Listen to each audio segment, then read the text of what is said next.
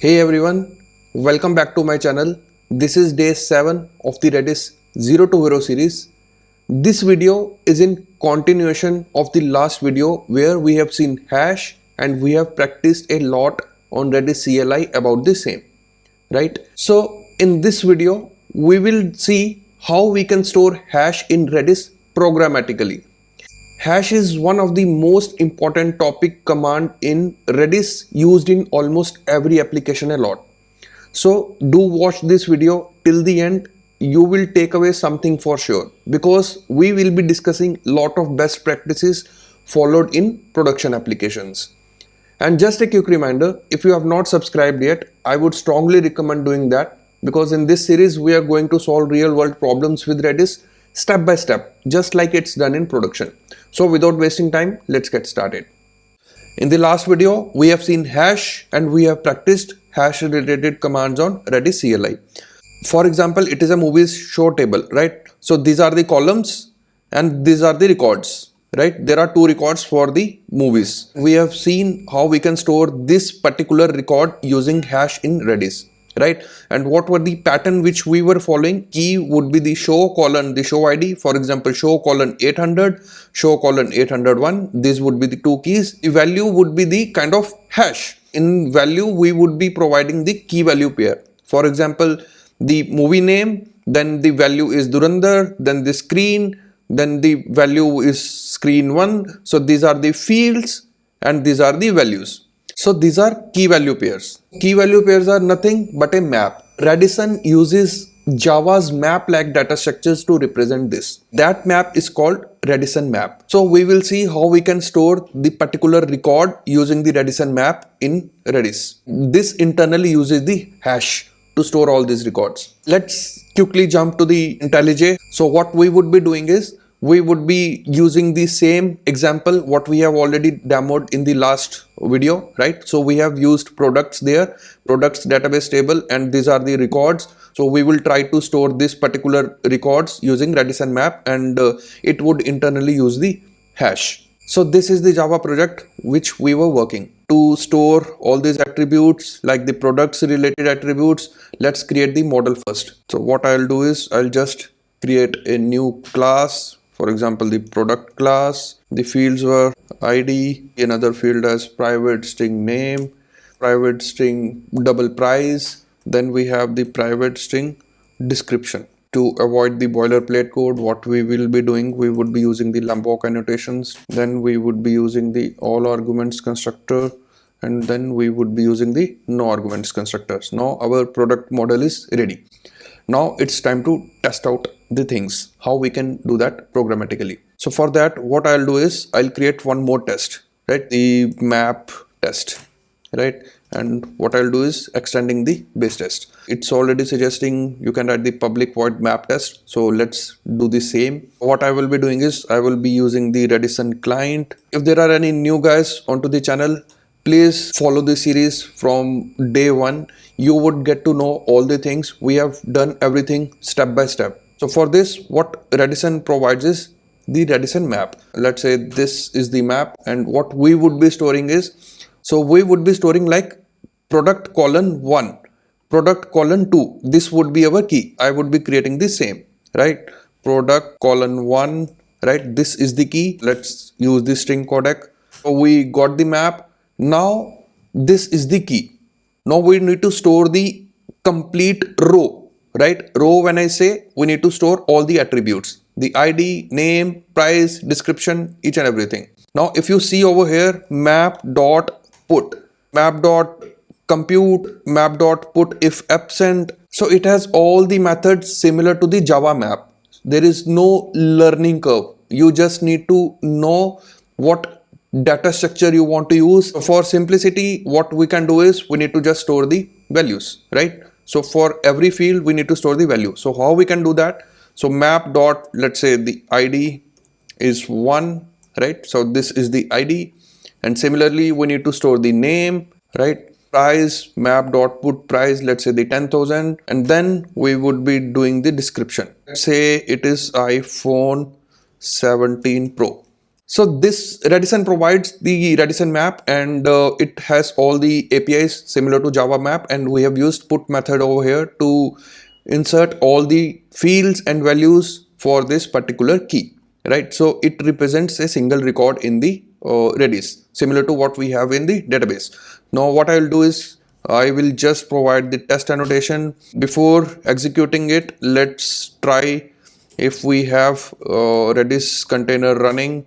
So if you are new onto the channel, you can just look at the day 2 of the Redis Zero to Hero series. There I have completely explained all the process how we can set up the Redis, right? So what I'll do is my Redis is running, so I'll just go inside the container, right? And I'll just need to do the Redis CLI, right? And let's say the key star, right? So what all keys are available? So there are some keys are already available. Let's do the flush db, right? Let's start from scratch and let's do it again. There are no keys. Now let's execute this. All right, so if you see, the test is passed, right? Now what we need to do is we can verify whether it has stored everything in the hash on Redis or not. So how we can do that? Let's go into this. Let's do keys star first again. The product colon 1 is there. Okay, now let's do get. Let's try whether we can get this product using the get command or not. Okay, it is giving that it's a wrong type, right? So because why it is giving? Because it's no more a simple key, it's a hash kind of key, right? So what we can do is to get all these attributes, so what I can do is HGETALL, and let's do the product colon 1. So if you see over here, that's what we have stored, right? The ID is 1, the name as iPhone, the price as 10,000, the description as iPhone 17 Pro. It is as simple to use the Redisson map and store the complete record in hash on Redis. Let's provide this as map test1. So we will run few more tests, right? When you do the map.put, so it's a kind of blocking call. So internally what happens, it actually invokes the Redis and add this field into this hash. So if there are 4 fields, so it would hit 4 network calls to the Redis. So it's a kind of heavy operation, right? So to optimize this, what we can do is we can just copy this, and I can just show you the optimized version of this. What we can do is, usually you don't send this way. We don't insert field by field into the database. We insert one single record in one shot, right? So that's how we do. So similar to that, what we can do is I can just do map.off, right?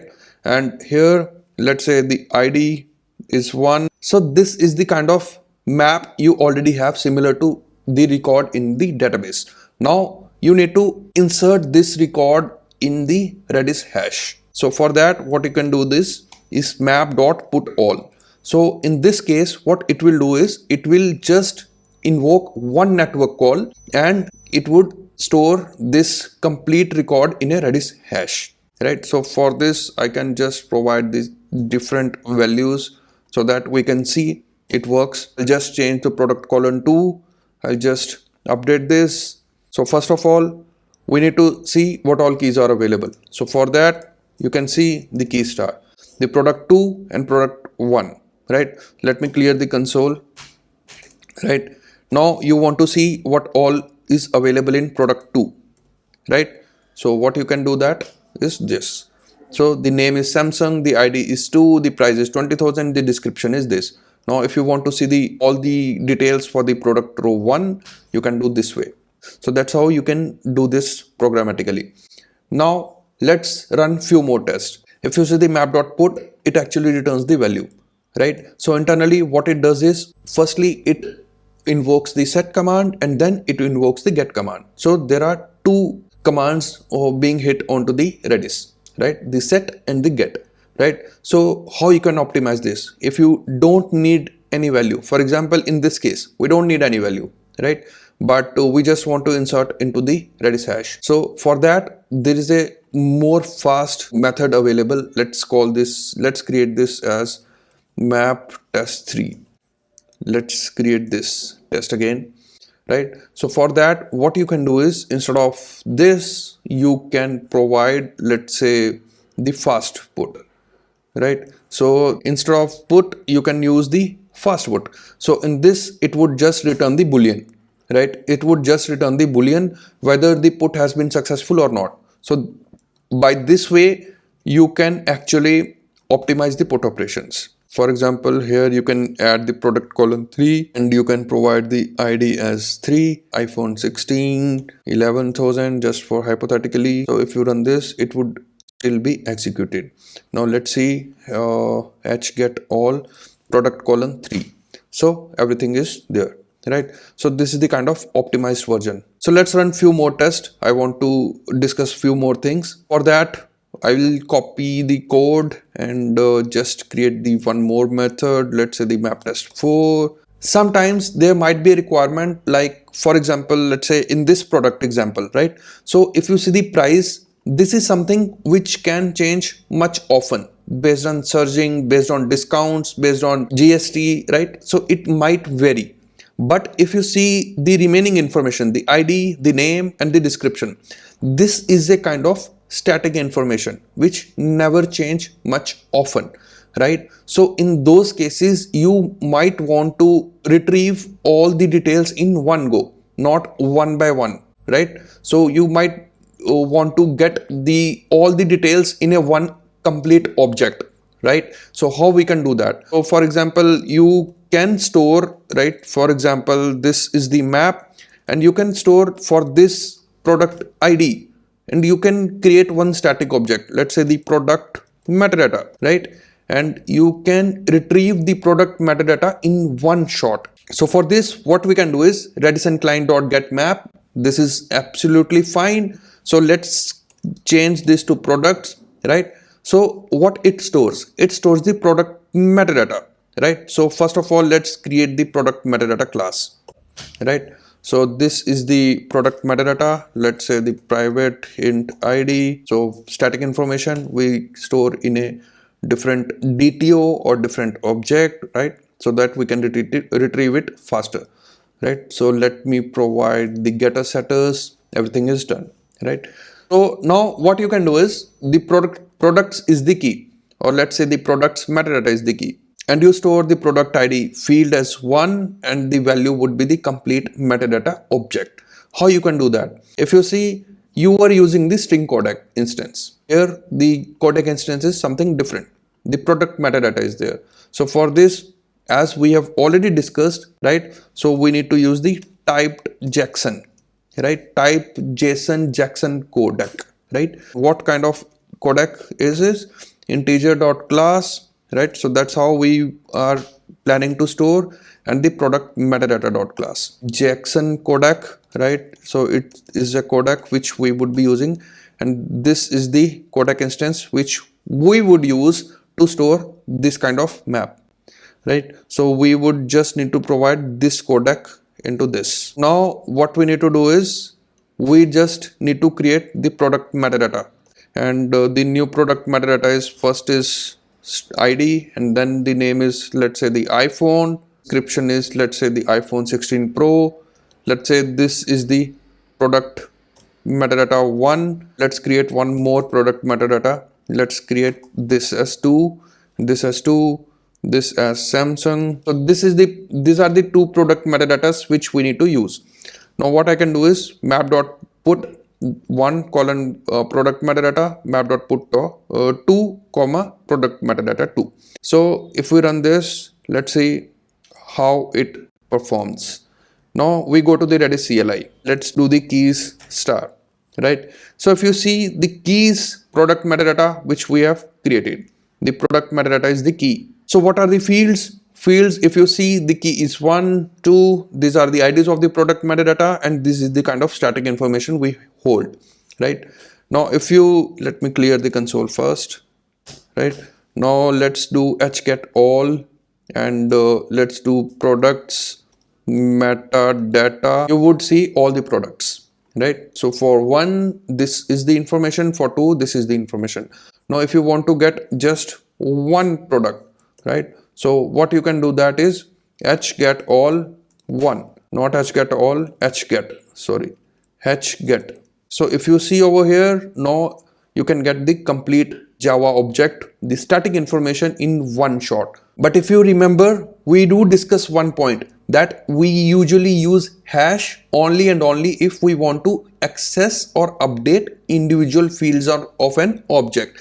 But if you see over here, since we are storing the JSON over here, we would not be able to update any of the field here. This is not the recommended way. And if you are using hash for storing static information, that is a kind of overkill.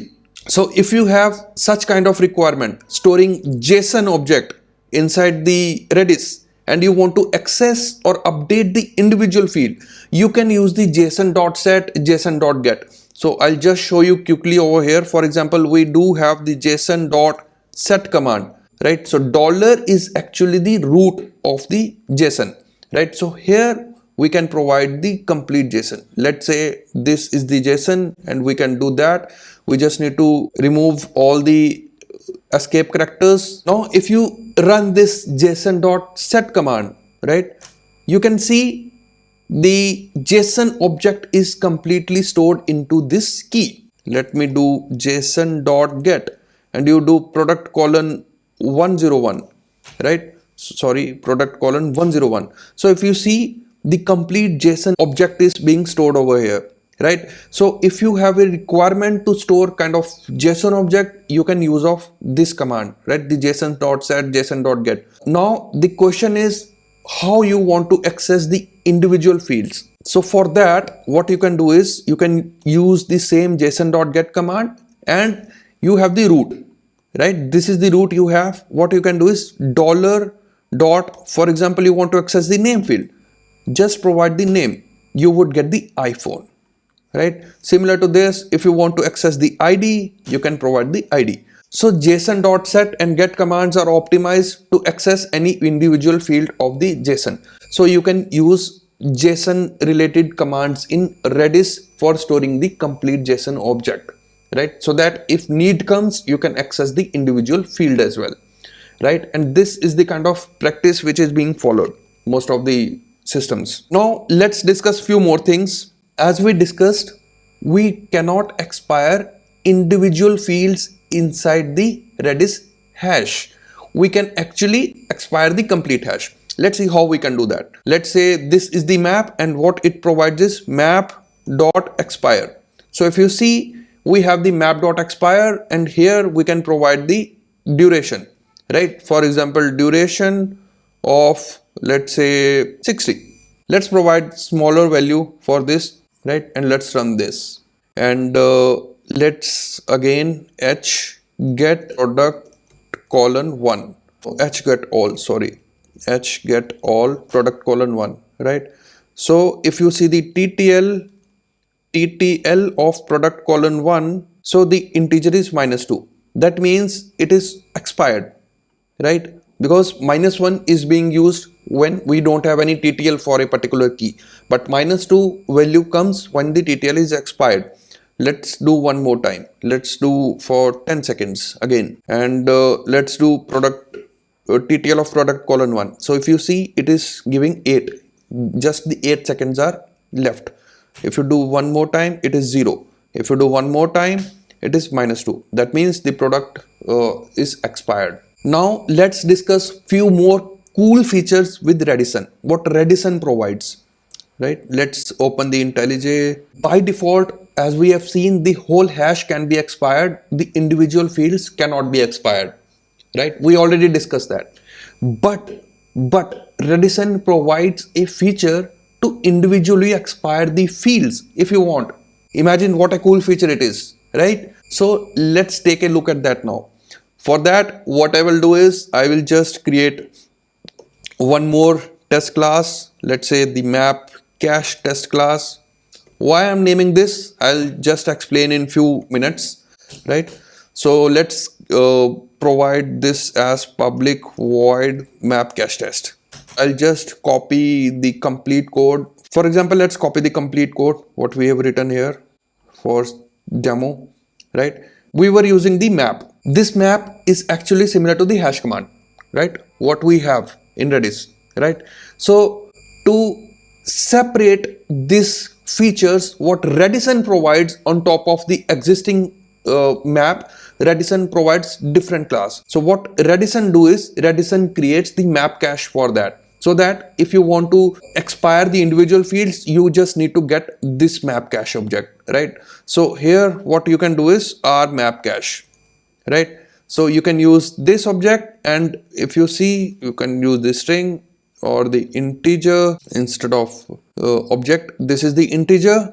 The map cache is the API which is provided by Redisson, with which we can expire the individual fields, right? Now let's quickly demo that. So if you see, right, so we were using the map.put method. Along with this, we can give more things. So if you see the put method, right, it has the key, it has the value. The other two attributes it provides is the long L and the time unit. So this is the kind of expiry, right? So what we can do is, for example, it can be expired after 5 seconds.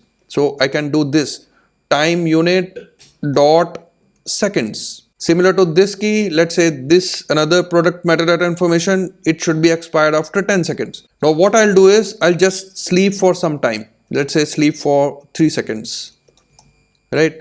And I will do 3000, right? And then what I will do is, again I'll do just sysout, and I'll do map.get1, and again I'll just print out this value map.get2, and it would print the metadata 2. Now already 3 seconds has been elapsed. So at what time our key is being expired? After 5 seconds. So what I'll do is I'll just sleep for 3 more seconds, total 6 seconds.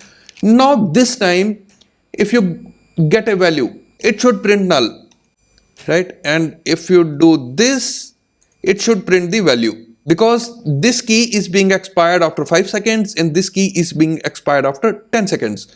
So for simplicity, what I will do is I will just separate this key, for example, the products colon cache, and let's run this test now. So if you see, the earlier we have set the product metadata :1, and it has printed both the products after 3 seconds, right? And after 3 seconds, after 6 seconds, it provides the null, and then it prints the Samsung, right? The product metadata for 2.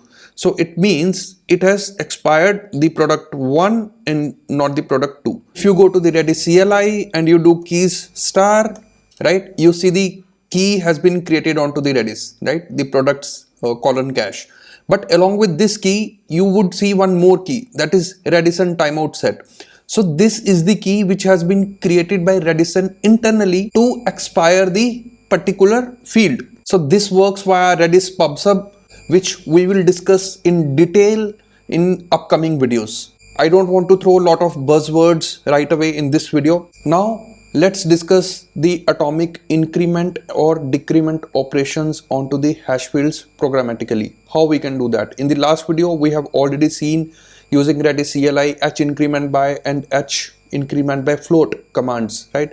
Now let's see the same commands how we can invoke programmatically, right? So for that, let's take an example of this user stats. So we will try to store user stats in the hash, and we'll try to increment or decrement operations on top of it, right? So for that, what I will do is I will just copy this code and I'll just create map test5. I don't need this. I just remove that. Instead of this, it should be kind of user stats. So here I can just provide string codec instance only, right? So here I can use the string, and here I can use the integer, right? Now I can just simply remove this. Fields we want to store the ID, likes, and the logins and the payments. So this is the field. So what we can do is user, let's say user :1 stats. This is the kind of map we have, right? Because we want to store complete record, right? So user ID 42. Let's assume this 42 is the key, right? User :42 is the 42 : stats is the key. Now what we want to store: likes, logins, and payments. Let's say these are the stats. Logins, let's do the 1 as of now, and similar to this, logins, I have the likes. Let's say the likes are 10, and the payments is let's say 2 kind of payment modes it has, right? So with this I can just run this and I can just see if it works or not. So with this, if I see onto the Redis CLI, what I'll do is key star, so the user stats is there. So if you see, we have the logins, we have the likes, we have the payments, right? Now what needs to be done? I just want to increase the likes. For example, on the Facebook, user has liked the post. Let's say we just want to increment the likes atomically, right? So for that, what it provides is map dot add and get, right? So if you see here, add and get, it would invoke the HINCRBY command. So for example, likes, and if I do 3, right? So it would give me the value. So if I print that, let's run this, updated likes is 13, right? So if you do here as well, HGETALL, again the likes is 13. Now this hash is already created, right? So for just simply atomically increasing or decreasing, you can just use of the same hash. You can just remove this and you can just do add like, add and get, and you can provide the number. You can provide the number as -5. If you want to decrease it, it would update the likes to 8. Earlier it was 13, now you have decreased by 5, so it has been 8. So if you want to see, right, so if you do monitor, you want to see what is the actual command which is being fired by the Redisson. So if you run this, you will again see this is HINCRBY float. We have already discussed all these commands, right? So that's how you can apply the increment or the decrement operations. Now let's discuss few of the best practices which we need to follow if we are using hash, right? So first thing first, as we already discussed, we can expire the complete hash. We cannot apply expiry at the field level if we are using hash. So in those cases, just avoid hash. So if you really need expiry at the field level, just utilize simple get set commands along with the expiry option.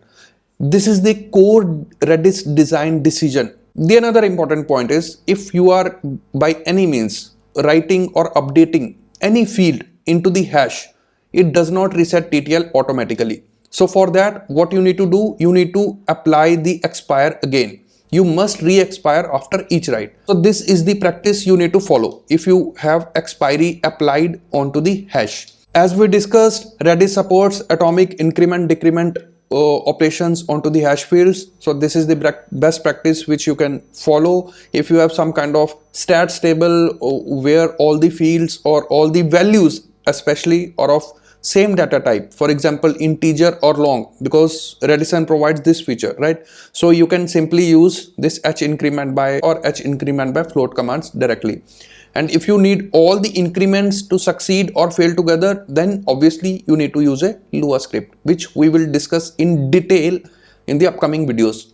But the best and the cleanest way to use counters is as atomic numbers. For example, if you have this table, right? In this case, you have the map of string to integer. So you can directly call this method add and get, right? And it internally, what command it would invoke? HINCRBY float. All the values are of same data type. But if you have the values, different kind of fields you have. For example, in case of product, right, here you have, for example, the ID as string, the name as string, but the price could be double, right? So here you cannot do simply like this, map dot add and get. If you do this, it would throw an error, right? So you can't do this. For example, map dot add and get, and if you provide this, so it would throw an error. So for this to work, either you can use the Lua script or you need to handle it programmatically. Firstly, you need to get it, like for example map.get price, right? So map.get price, right? So once you get that, you get the object. Let's say you got the double value. After this, what you need to do is you need to add it or subtract it. For example, the new price is equal to price plus, let's say 10D. Let's say this is the updated price. Now you again want to insert it. You need to again convert this into string, right? For example, this string dot value of, right, and you need to provide the price, right, and then it would insert the price. So it is a kind of hectic operation and application has to manage these things. For these cases especially, what you can do is, if you don't have any stats or same data types, then in those cases the best cleanest way is to use the separate key for that. For example, user 42 login count, this could be different key, and so that you can directly utilize the Redisson operations, the atomic operations, the increment and get operations. There are very obvious reasons for that. No serialization headache, native atomic operations, easier TTL also if you want any expiry at the field level, and that is what many production systems do. For example, in case of Book My Show, right, the available seats, as this is the most frequent key accessed by each and every feature, right, so it would be created as a separate key, not as a hash. Let's discuss few more best practices. So there are two ways by which we can store the Java objects. First is the hash, as we discussed, and second one is the serialized JSON. So as we discussed, let's see the quick difference so that it gets into your mind. So hash we usually use when we want to do partial updates, update one field without touching others. For example, this is the one field, right? This is the key and this is the field, and for this field, this value we want to update. So we can simply use the HSET command. But if you are using the JSON, so any change would be requiring, you would be requiring the get, then application would be doing the parsing operation and then modifying and then doing the set again. So it's of risk of lost updates under concurrency, right? The other thing is, in Redis Hash, you would be having no serialization or deserialization because you would be getting the field, right, individual field. It would be faster for simpler read or write operation, no JSON parsing overhead. But if you are using JSON or storing JSON even in hash or even in a separate field, it would be kind of JSON encode or decode operation on every read write. So it is a kind of extra overhead. Now the Redis hash is the memory efficient. Hashes are optimized internally. So if you see the JSON itself takes lot of memory. We have the key, we have the value, we have double quotes, we have the colon, so everything. So right, so it takes more memory. So Redis hash we can best use for example, session management, rate limits, and anything with frequent small updates, or we want to expire the complete object after some time, we can simply use the Redis hash.